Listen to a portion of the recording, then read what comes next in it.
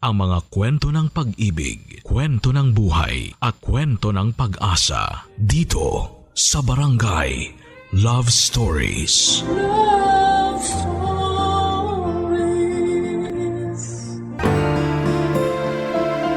Paano kung matapos ang ilang taon ng pagsasama ninyo ay doon mo lang matutuklasan na may the one who got away pala, ang asawa mo? Dear Papa Dudut, isang magandang araw po sa inyo at sa lahat ng mga listeners sa ating mga kabarangay. Ako po si Mika, 32 years old, mother of two. Maglilimang taon na rin po akong housewife. Mula po kasi nang ipanganak ako or pinanganak ko ang aking bunso 5 years ago, ay nakapagdesisyon na po kami mag-asawa na mas makakabuti po kung mananatili na lamang po ako sa bahay para matutukan ko ang pag-aalaga sa aming mga anak. 2 years old po kasi noon ang panganay ko at ayaw din naman po naming iwanan sa kasambahay ang pagpapalaki sa mga bata. Bukod pa po dyan ay mas makakatipid din po kami sa pasweldo sa kasambahay kung ako na lamang po ang magmamanage ng bahay. Bago po ako naging housewife ay nagtatrabaho ako bilang receptionist sa isang maliit na hotel kung saan ko rin po nakilala ang aking asawa na si Warren na nagtatrabaho naman doon bilang cook. Naging maayos naman po ang pagsasama namin ni Warren, Papa Dudut. Mabait po si Warren, may itsura at responsableng ama. Wala rin po siyang bisyo bukod sa paminsang-minsang mobile games. Bukod sa mga simpleng tampuhan na karaniwan naman sa lahat ng mag-asawa, ay wala rin po kaming naging malaking pagtatalo sa loob ng 7 taon na pagsasama namin. Hanggang neto nga pong pagbukas ng 2020 kung saan ay parang nadamay din ang aming relasyon sa kamalasan na dumapo sa mundo. At ito na nga po sana ang gusto kong ikwento sa inyo ngayon at hingan sana ng advice kung ano ba ang dapat kong gawin, Papa Dudut.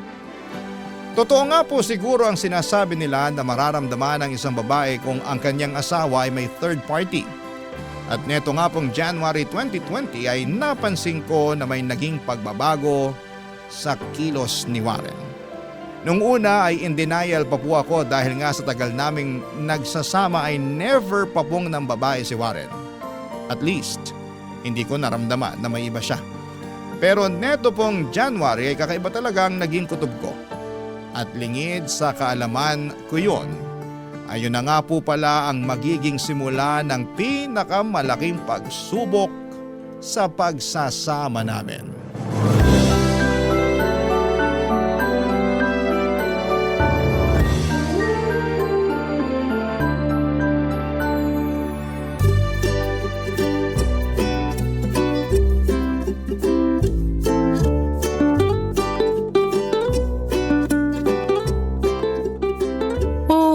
Saan ka galing? Bakit naka-short sa rubber shoes ka? Nag-gym ako. Gym? May promo kasi dun sa gym na malapit sa hotel. May discount kapag nag-member ng isang buong taon. Nag-member ka? Oo, Okay. Magkano naman yung monthly nun? 500 na lang. 500? Aba, pambayad din natin ng tubig yun ah. Kaya ko naman bayaran yun. At saka maliit lang na investment yun para sa pagiging mas healthy ko. Dapat nga ikaw din eh. Sa gawaing bahay lang dito at sa pag-aalaga ng mga bata, ubus na lakas ko. Teka, hindi ba lalo makakasama yan sa'yo kasi pagod ka na nga sa trabaho, buong araw ka ng galaw sa kitchen? Iba naman yung pagluluto sa pag-gym. Syempre may mga parte ng katawan na hindi na-exercise. Okay, sige. Nga pala, may dumating na delivery dyan kanina, box. Ganun ba? Ayos.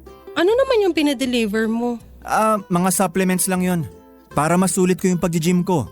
Aba, talagang kinakarir mo yung healthy-healthyhan mo ah. Oo, naisip ko parang New Year's resolution ba? Wow! Ibang pasok ng 2020 sa'yo ah. Dapat nga ikaw din. Mag-diet na rin tayo para maging mas malakas resistensya natin. Syempre, hindi na tayo bumabata. Kailangan na natin palakasin yung katawan natin. Mahal na magpa-ospital ngayon. Sige, support na lang kita dyan. Okay na ako sa ganito. Papadudot ng tsinek ko po ang internet. Ang mga biniling supplements ni Warren ay nakita kong mga pampalaki sila ng katawan. Doon na po talaga ako nagtaka na may parang kakaiba.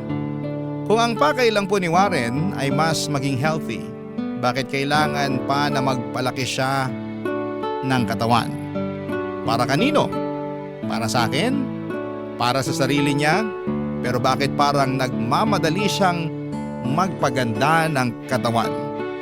Napakarami pong mga tanong na sumagi sa isipan ko noon, Papa Dudut. Pero sinubukan ko pong magmaang-maangan. At pilit na sinantabi ang mga agam-agam ko. Nang lumipas nga po ang mga araw ay napansin kong mas nagiging banidoso na nga po si Warren. May mga bagong damit na binili, sapatos, pati pabango.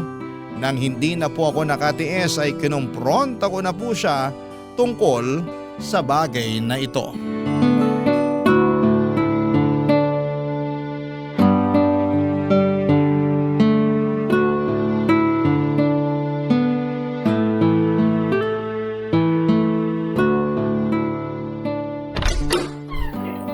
Oh, anong ginagawa mo dyan sa cabinet ko? Nag-spray ka ng pabango? Oo, gusto ko maamoy eh. Bakit nag-spray ka pa? Maaamoy mo rin naman yan kapag ginamit ko. Binuksan mo pa, kakabili ko lang nito eh. Mukhang mamahalin yan ah. Mura lang yan. May nagbebenta lang dun sa hotel. At nag-shopping ka rin pala nung isang araw? Anong okasyon? Wala. Pumapayat na ako eh. Kailangan ko na ng bagong mga damit. Hindi ka pa naman ganun kapayat ah. Kasya pa naman yung suot mo. Nakuha ko naman yung mga yun sa sale eh. Parang hindi naman. Chinek ko yung mga etiketa at resibo, parang wala namang nabawas. Teka, bakit parang may kakaiba sa'yo ngayon? Bakit parang iniimbestigahan mo ko? Wala. Nagtataka lang ako kung bakit parang bigla-bigla ka naging banidoso. Ganyan talaga ang tao. Nagbabago. Buti nga ako nagbabago for the better. Bakit? Gusto mo ba na porket matagal na tayo dapat maging losyang na ako? So para sa akin yung ginagawa mong pagpapapogi at pagpapalaki ng katawan. Syempre para sa'yo, kanino pa ba? At anong pagpapalaki ng katawan sinasabi mo dyan? Yung binili mong mga gamot no isang araw, sinearch ko sa internet. Pampalaki pala ng katawan. Hindi naman pampalaki yun. Para lang yun masulit yung pag-gym ko. Naku sana talaga totoo yung mga sinasabi mo. Alam mo Mika, huwag ka na mag-isip ng kung ano-ano. Hindi ba pwedeng magpapogi ang mga lalaki? Ikaw rin naman, bili ka ng bili ng makeup ah. Nagagamit mo lang naman kapag nagsisimba ka. Parang ganon din ako. Basta, siguraduhin mo lang yan sinasabi mo ha. Hindi, makukuha mo talaga sa akin ang hinahanap mo.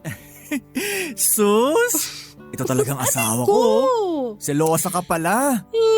Kasi naman kung kailan ka tumanda tsaka ka pa nagpapapogi dyan. Uy, kung makamatanda ka naman dyan, 32 lang kaya tayo.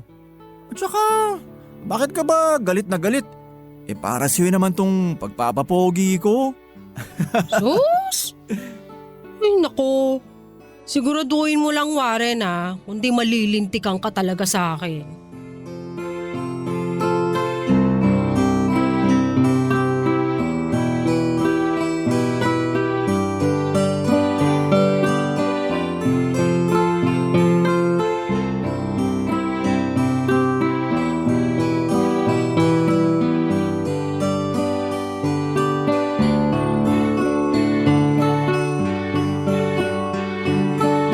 So lumipas po ang mga araw na nagpatuloy po si Warren sa kanyang New Year's resolution ng pagiging mas maalaga raw sa katawan. Kahit na busy sa trabaho ay parang halos 3 beses sa isang linggo siya kung mag-gym. At nung tumagal na nga po ay halos parang araw-araw na niya itong ginagawa.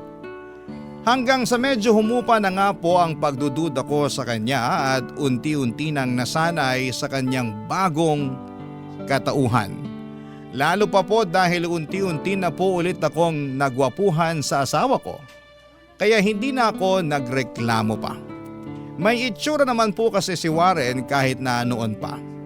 Sa katunayan nga po ay nung una ko siyang makita sa hotel na pinagtatrabahuhan namin ay naging crush ko na po siya kaagad.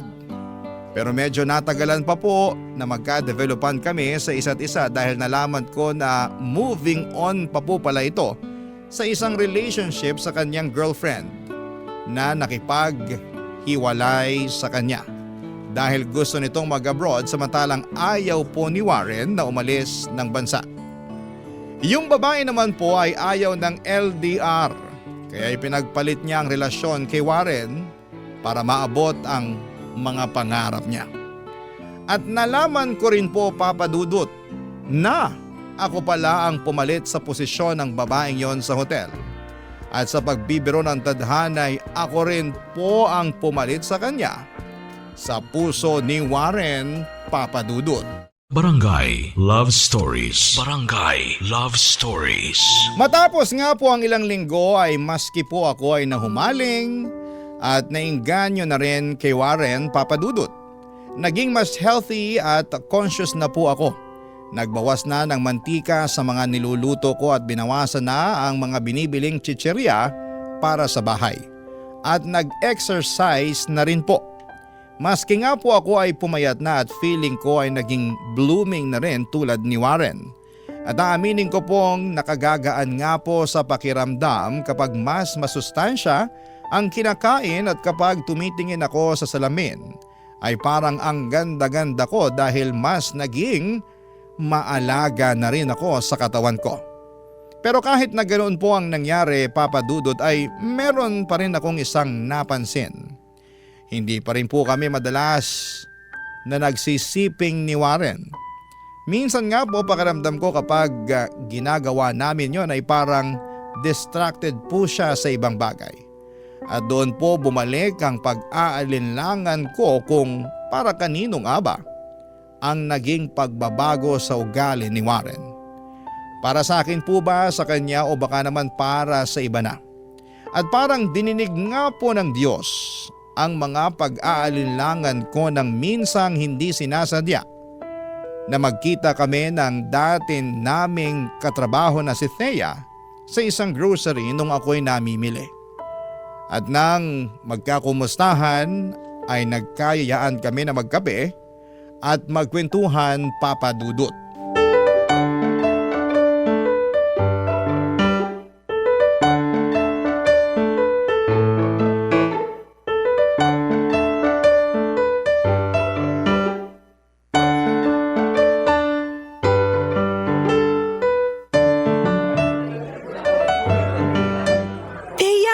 Kumusta ka na? Okay naman. Uy nga pala, libre ko na to ha. Naku, ano ka ba? Hindi na, sagot ko na. Kakapromote ko lang din kasi sa trabaho ng isang araw.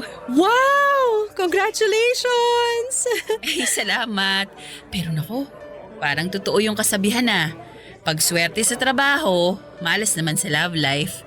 Dahil hanggang ngayon, single pa rin ako eh. Talaga? Bakit? Wala ba dun sa hotel ninyo? Naku ang babata ng katrabaho ko. Tapos yung mga kaidaran ko naman, lahat kundi may asawa na, may girlfriend na. Eh ikaw, housewife ka pa rin ba hanggang ngayon? Oo. Pagkatapos ko mag-resign, hindi na ako nagtrabaho. At mukhang panghabang buhay na nga to. O at least hanggang tumuntong siguro ng high school yung mga bata. Wagas ka, Mika. Grabe, ang hirap siguro niyan. At ang boring. Pero in fairness ha, parang bumata ka mula nung huli tayong nagkita. Salamat. Ngayon taon kasi mas naging health conscious na kami ni Warren eh. Kaya yun, diet, exercise. That's good. Naku, sobrang stress sa trabaho. Wala na akong time mag-gym. Kahit na meron naman kaming libre dun sa hotel.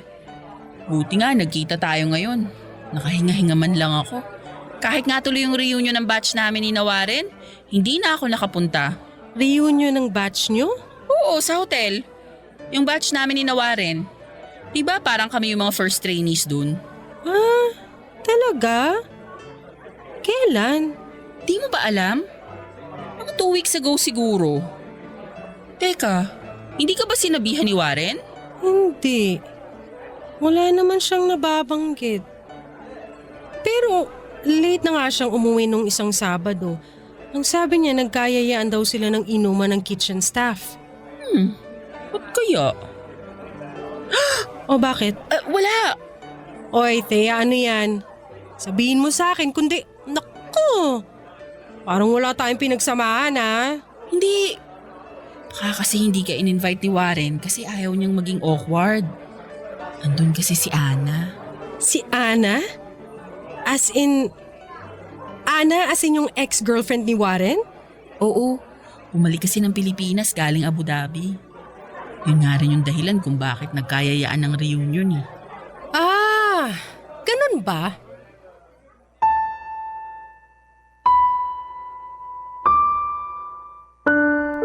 Bigla pong nandilim ang paningin ko nang marinig ko ang sinabi ni Thea, Papa Dudut.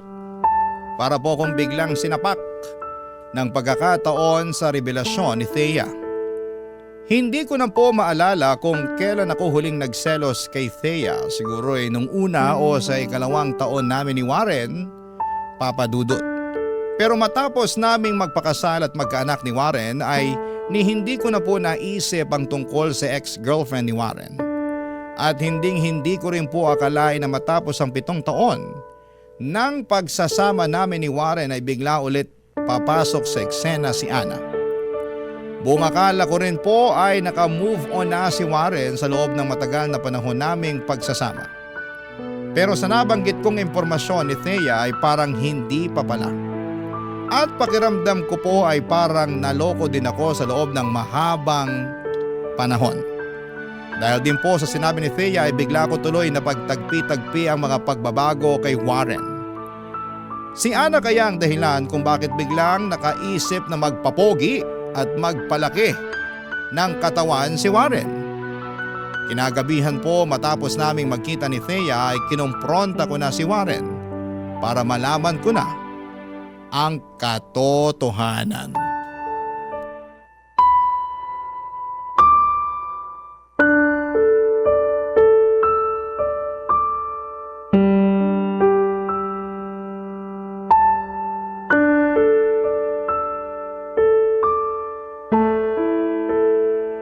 Warren! Warren!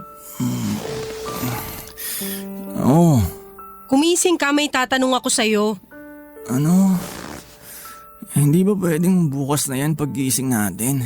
Bakit hindi mo sinabi sa akin na may reunion kayo? Ano? At bakit hindi mo sa akin sinabi na nandun si Ana? Alam ko na kasi yung magiging reaksyon mo kaya hindi ko na sinabi. Bakit mo naman iisipin na ganito ang magiging reaksyon ko?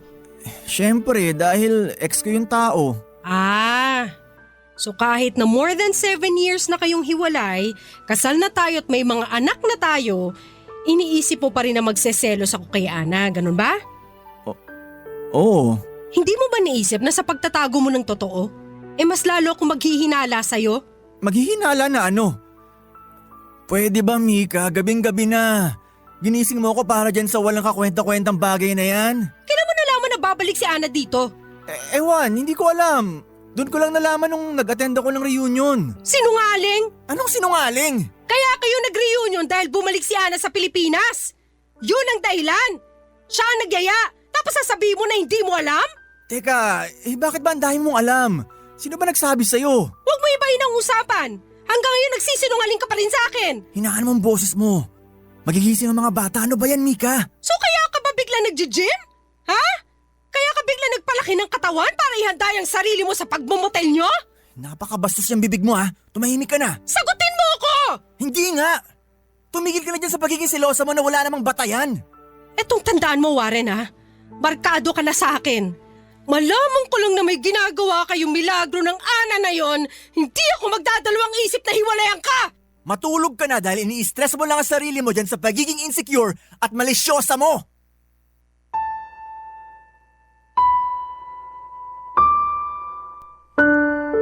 Papadudot, mula po nang kumprontahin ko si Warren tungkol sa kanyang ex-girlfriend ay naging tensyonado na rin po ang samahan namin. Sa katunayan nga po noong Valentine's date namin na hindi man lang naging romantic si Warren. Dinala niya lamang po ako sa isang restaurant. Binigyan ng rosas at yun na po. Parang trabaho lang. At noong naroon din po kami ay halos hindi rin kami magkwentuhan at parang malayo din ang iniisip niya. Bukod pa po dyan ay napansin ko rin na parang naging mas mainitin ang ulo ni Warren Papadudot. Hindi na po namin napag-uusapan ulit ni Warren si Ana pero patuloy siya sa pagiging cold sa akin. Maski nga po ang mga anak namin ay medyo napansin na rin po ang pagbabago sa ugali ng kanilang ama. Pero pinapaliwanag ko na lamang sa kanila na pagod lamang ang tatay nila sa trabaho kaya madalas itong tahimik sa bahay. Kaya minsan, naiiyak na lamang po ako, Papadudot, at ang panahon ko lang para umiyak ay kapag walang tao sa bahay namin. Kapag nasa eskwelahan ng mga bata at nasa trabaho naman si Warren. Gulong-gulo na po ang isipan ko, Papadudot, dahil para akong may kalaban na hindi ko nakikita.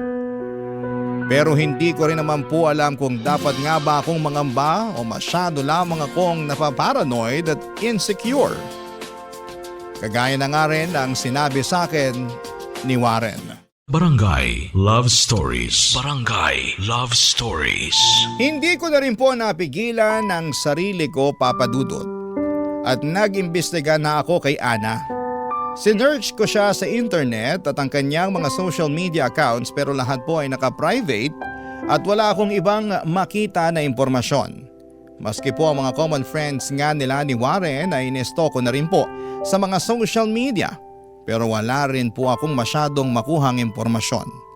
Ang tangi ko lang pong impormasyon na nakuha ay may boyfriend itong si Ana.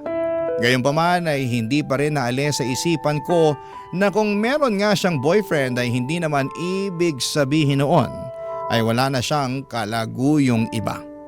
Habang lumilipas sa mga araw ay mas lalo pong nagiging mainitin ang ulo ni Warren, Papadudot. At sa paglipas din ng mga araw ay mas lumalakas ang kutob ko na may kakaibang nangyayaring hindi ko alam. Isang araw, dahil hindi ko na nga rin po napigilan ang sarili ko ay kinonta ko pong ulit si Thea at nakipagkita sa kanya para makakuha pa ng dagdag na impormasyon tungkol kay Ana.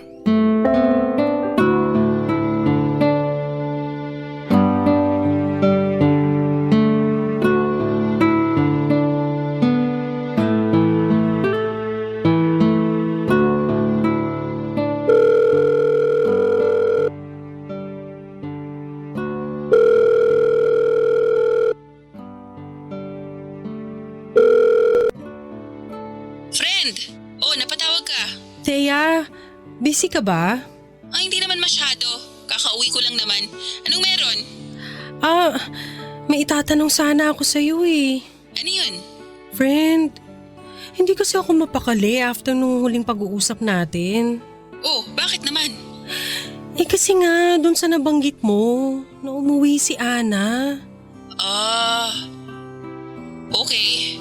Bakit? Ano bang bumabagabag sa'yo? Hanggang ngayon kasi hindi ko maalis sa isip ko kung bakit nagsinungaling si Warren sa akin tungkol dun eh. Ang sabi niya, para daw hindi ako magselos. Pero ewan, iba kasi ang kutob ko. Okay. Anong gusto mong malaman? Hindi rin ako naka-attend ng reunion eh. Wala rin akong balita kung anong nangyari dun. Hindi ba kayo nakapag-usap o nagkita ni Ana nitong nakaraan? Di friend eh. Busy sa trabaho. Nag-message lang ako sa kanya na welcome back sa Pilipinas tapos nag-thank you siya. Yun na rin yung huli naming pag-uusap. So friends kayo sa social media, no? Oo. Ewan, paparanoid ako eh. Feeling ko kasi parang may kakaiba kasi sa kinikilos ni Warren itong mga nakaraang linggo. Ha? So kutob mo na may relasyon sila? Hindi naman. Ewan. Pero friend, ewan ko ha. Kasi ang huli kong alam kay Ana, 5 years na sila ng boyfriend niya. Tapos nung isang linggo, nakita ko nag-post siya na engaged na sila. Parang nung Valentine's lang ata nag-propose. Ha? Oo.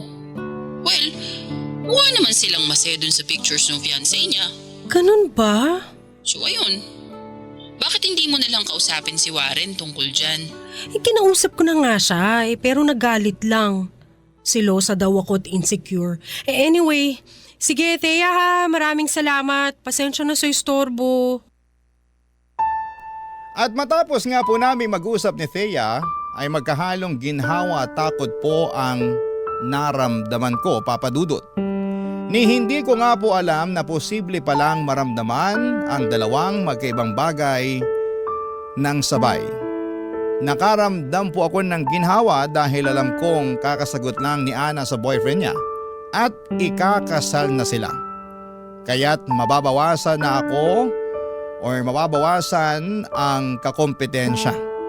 Pero nakaramdam din po ako ng pangamba na baka palaging mainitin ang ulo ni Warren kamakailan ay dahil marahil ay nalaman na niyang ikakasal na ang ex-girlfriend niya.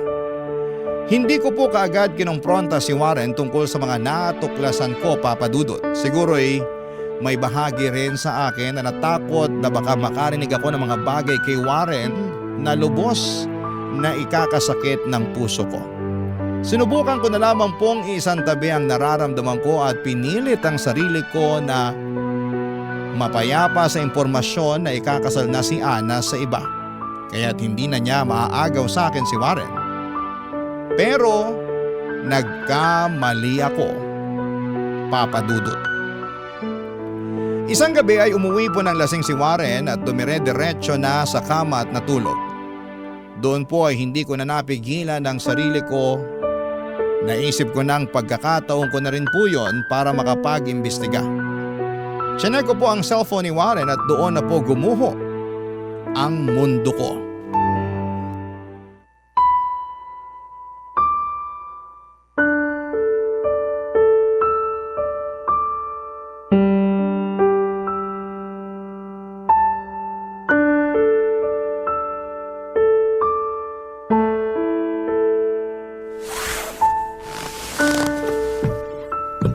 Silipin ko nga tong phone mo kung wala ka talagang tinatago.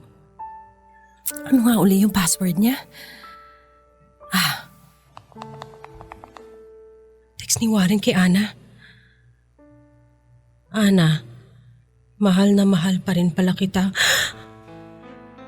Ana, please wag ka muna magpakasal.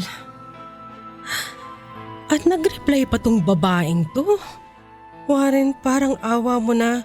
Patahimikin mo na ako. Dapat hindi na lang ako nakipagkita sa'yo. Maawa ka sa asawa mo. Warren! Warren, kumising ka dyan! Ano ba? Kumising ka sabi! Ano ba problema? Ang ingay-ingay mo. Ano to mga message na to kay Ana, ha? Anong message? Eto! Ana, mahal na mahal pa rin pala kita. Ana, please, wag ka muna magpakasal. Ana, bigyan mo naman ako ng pagkakataon pa. Ano to mga to? Akin na yan. Ayop ka! Ayop ka! Ayop ka! Kailan ano pa, ba? ha? Kailan mo pa ako niloloko? Hindi kita niloloko. So ano yan? Uling-uli ka na, itatanggi mo pa? Mahal mo pa rin si Ana! Niloko mo ako! Hindi ko sinasadya. Hindi ko sinasadya. Akala ko naka-move on na rin ako, Mika. Maniwala ka. Pero nung nakita kami, ewan ko, parang bumalik lahat. Bumalik lahat? Kaya pala babalikan mo siya at iiwan mo kami ng mga anak mo? Ganun ba plano mo, ha? Hindi. Ewan ko. Naguguluhan ako. Huwag ka na maguluhan! Lumayas ka na dito! Iwanan mo kami ng mga anak mo at sumama ka na dyan sa ano mo na yan! Hindi ko gagawin yan. Hindi mo gagawin pero yun ang gusto mong gawin, di ba? Patawarin mo ko. Hindi! Hindi kita mapapatawad! Ayaw mo umalis, ha? Ito, alisin mo lahat ng mga gamit mo dito! Umalis ka na! Puntaan mo na yung Ana Pigilan mo siya sa pagbabakasal niya! Mika, ano ba? Matulog na lang tayo. Hindi! Sa tingin mo makakatulog pa ako? Sa tingin mo makakatulog pa ako bukas? Sa isang araw o sa isang linggo? Hindi! Hindi ako makakatulog hanggang nandito ka at nakikita ko yung pagmumukha mo! Hindi ko kaya matulog sa isang bahay na kasama ang asawa ko na sa loob ng ilang taon may iba naman palang mahal! Lumayas ka! Lumayas ka na! Mika, please. Pag-usapan natin to. Wala na tayong dapat pag-usapan. Niloko mo ako, Warren. Niloko mo kami na mga anak mo!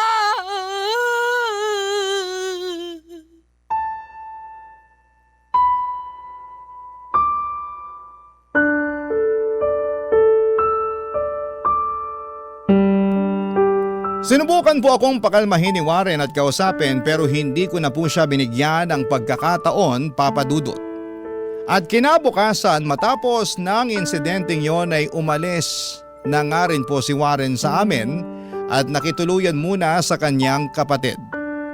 Hirap na hirap din po akong ipaliwanag sa mga anak namin ang mga nangyari. Ang sinabi ko na lamang po ay kailangang umalis muna ng papa nila sa bahay dahil may trabaho ito. Pero hindi ko po alam kung paano ipapaliwanag sa kanila ang komplikadong dahilan kung bakit kami naghiwalay ng tatay nila.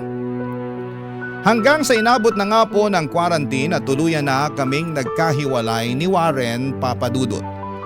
6 na buwan na po siyang hindi umuuwi at hindi pisikal na nakikita ang mga anak namin.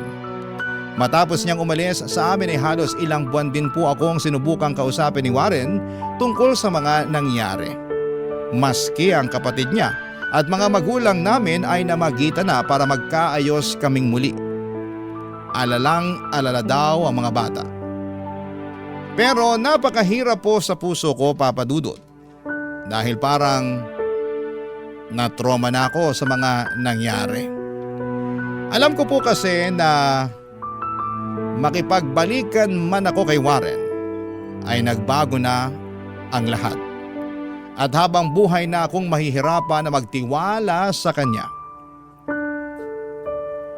Kaya rin po ako sumulat sa inyo, Papa Dudut, ay para makakuha ng opinyon sa ating mga kabarangay kung ano nga ba sa tingin nila ang dapat kong gawin. Mahal ko pa rin po si Warren at para sa mga anak namin ay gusto ko rin pong makipagbalikan sa kanya. Pero matapos po ng ginawa niya ay nahirapan na akong maniwala na tapos na talaga ang nararamdaman niya para kay Ana. At ako na ang pinipili niya. Maraming salamat po, Papa Dudut, sa pagbasa ng aking liham.